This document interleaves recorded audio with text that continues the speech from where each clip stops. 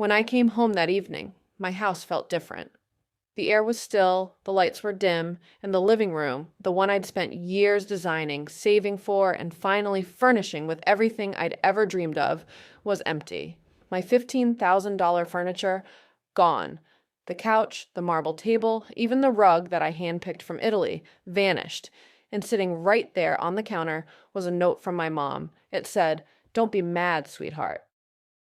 Your sister really needed it more than you. Family helps family." I just froze. I wanted to scream, to cry, to ask why, but instead I laughed because for the first time in my life, I finally understood what my mother really thought of me. Greater than, you see, my mom didn't just take my furniture. She took something much bigger. My trust, my peace, my last bit of hope that maybe, one day, she'd treat me like her daughter, not her backup plan. But this time, I didn't break down. I didn't fight back. I planned because sometimes the quiet ones don't forget. They just wait. And 3 months later, when my mom and sister thought they'd won, I reminded them exactly who they were dealing with. To understand what happened that day, you have to know who my mother is. She's the kind of woman who smiles at you while cutting you down, the kind who says, "I love both my daughters equally." But somehow, my sister always ends up with everything. Growing up, I used to think I was just unlucky. My sister got the new clothes, the attention, the birthday parties, and I got the leftovers, literally. I remember one Christmas, when I was 10, I asked Mom for a dollhouse. She said, "Honey, those are expensive. Maybe next year." That same day, she bought my sister, who's 2 years older, a pink dollhouse that talked, lit up, and even played music. I laughed it off, told myself it didn't matter, but deep down, I learned my place early. I wasn't the favorite. I was the responsible one, the quiet one, the one who doesn't need much. That's what she'd always say when family asked why she never treated us the same. "Oh, you know her," she'd laugh. "She's strong. She doesn't need help." And for years, I believed it. So I worked hard, really hard. By the time I was 28, I had 2 jobs, a business degree, and a tiny apartment that was finally mine. Every single piece of furniture in that place, I paid for. Not a single hand-me-down. I didn't realize it at the time, but that furniture wasn't just furniture. It was proof. Proof that I could build something beautiful on my own. Proof that I didn't need anyone's approval. My mom never congratulated me, by the way.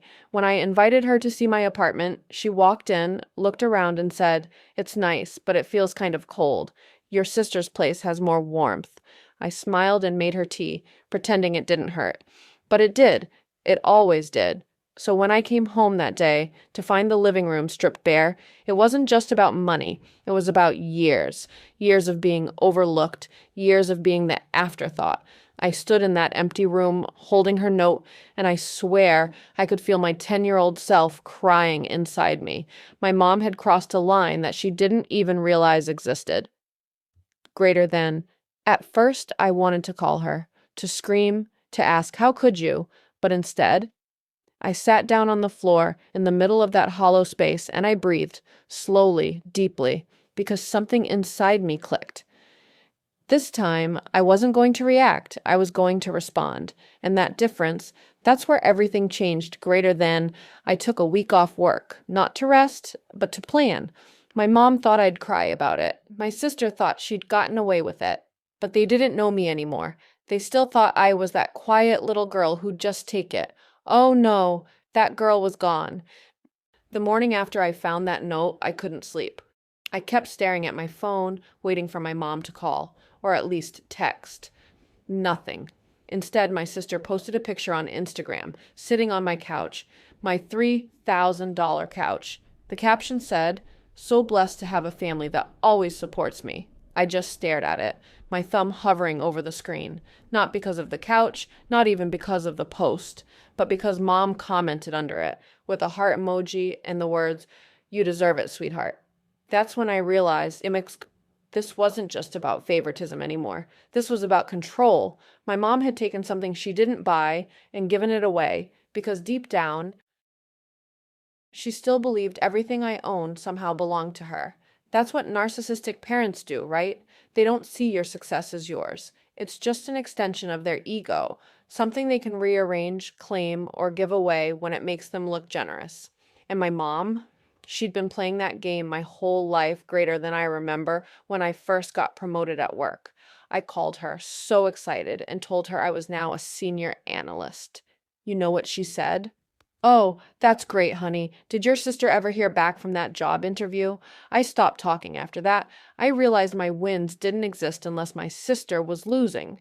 So now I sat there scrolling through my sister's posts, seeing my things all over her house, my table, my shelves, my lamp, and my mother's comments on every photo, praising her, encouraging her, loving her. It wasn't anger that hit me. It was silence, that deep, quiet kind of silence that sits inside your chest and whispers, "Do something." I started small. First, I called my landlord and asked for a copy of the security camera footage from the day it happened.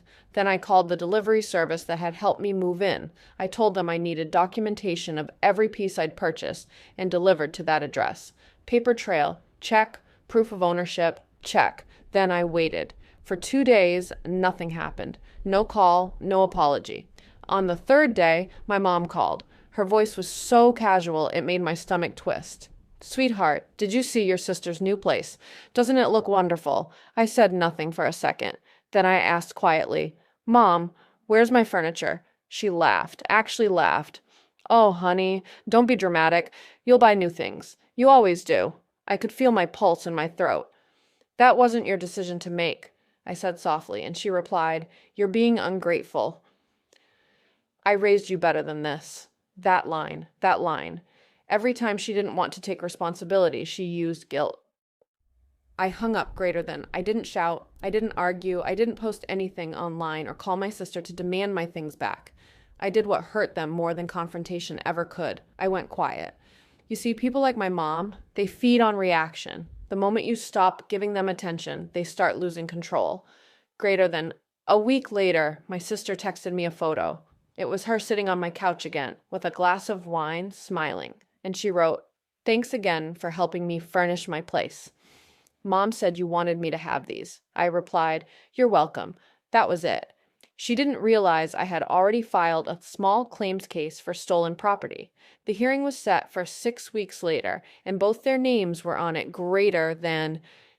I didn't even tell them. I just waited, because revenge doesn't always need to be loud. Sometimes the most powerful revenge is paperwork and patience. Greater than. When the summons arrived in their mail, my phone started ringing nonstop. Mom called first, furious. "How dare you embarrass this family like this?" I said. "You embarrassed yourself when you stole from me." Then I hung up. My sister tried next, crying, begging, saying Mom just wanted to help. I told her calmly, "Then she can explain that to the judge." I knew they thought I'd back down. I always had before, but not this time. This wasn't just about money. This was about finally standing up, not with anger, but with peace. The day of the hearing came faster than I expected. See, I wasn't nervous, not even a little. I'd spent years being small, quiet, polite, always trying to avoid conflict, always trying to earn peace in a family that only understood power. But this time, peace wasn't what I wanted. Clarity was. When we walked into that courtroom, my mom looked furious. She didn't even glance at me. My sister, on the other hand, looked terrified, like she finally realized I wasn't bluffing. The judge was an older woman, sharp, with glasses that made her look like she'd seen every kind of family drama before. She asked me to present my case. So I did, calmly, precisely, without a single ounce of anger. I handed her my purchase receipts, the delivery confirmations, and the security footage showing my mom and sister hauling my furniture out of my apartment while I was at work. The room went silent, greater than. I'll never forget the look on my mom's face. It wasn't guilt, it was shock, because for the first time in her life, she couldn't twist the story. When the judge asked why she took the items, my mom said, "It wasn't stealing. It's my daughter. Family's share." The judge raised an eyebrow. "Did your daughter agree to share $15,000 worth of property?" My mom stammered, "Well, she didn't say no." And the judge said, "That's not consent. That's assumption." My mom turned red. My sister looked down at her shoes. The verdict? They were ordered to either return every single item within 10 days or pay me the full value in damages. I didn't even smile. I just said, Wange Kwan, thank you, Your Honor, and walked out. Greater than they thought that was the end of it, but it wasn't. The real revenge started after. Greater than a week later, my sister dropped off the furniture. Everything looked the same, but it didn't feel the same. I realized something as I stood there looking at it all. These were just things. Pretty, expensive things. But what I really wanted back wasn't furniture. It was self-respect. It was the power I'd handed over every time I said, "It's okay, Mom." So I made a decision. I sold every single piece, every couch, table, lamp, all of it, and I donated the money to a women's shelter that helps people rebuild their lives after toxic families and emotional abuse.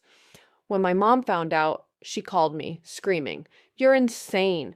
You just threw away $15,000. I said, "No, Mom, I invested it, just not in your kind of people." Then I blocked her. For the first time in my life, I didn't feel guilty. I didn't feel small. I felt free. But here's the twist, the part that still makes me smile sometimes when I think about it. 3 months later, I got a call from my old neighbor, the one who lived across from my mom. She said my mom's house was up for sale. Apparently, after paying court fees, lawyer costs, and other debts, Mom had to downsize. I didn't laugh. I didn't celebrate. I just felt this deep calm. Karma didn't need me to do anything. She handled it herself. You know, people ask me if I regret taking them to court. I don't, because it wasn't about revenge anymore. It was about reclaiming my peace. Sometimes standing up for yourself looks like silence. Other times it looks like paperwork. But the most powerful revenge is living a life that no longer revolves around proving your worth to the people who never saw it in the first place. Now, I live in a new apartment. It's smaller but brighter. The walls are still bare, but they feel like mine. Every night when I come home, I pour a glass of wine, light a candle, and remind myself, I am no longer furniture in someone else's house. I am the home I built, piece by piece, on my own. If you've ever been made to feel small, invisible, or used, I hope my story reminds you of this. You don't have to scream to be strong. You don't have to break things to win. Sometimes calm is the loudest sound in the room. Jexief, if my story meant something to you, if you've ever felt the same kind of quiet pain, hit that subscribe button, because every week I share real stories about strength, betrayal, and finding peace, the kind that doesn't come from revenge, but from rising above it. And if you're listening to this while healing from something, I want you to know you're not alone. Greater than, this was my story, and it's only the beginning.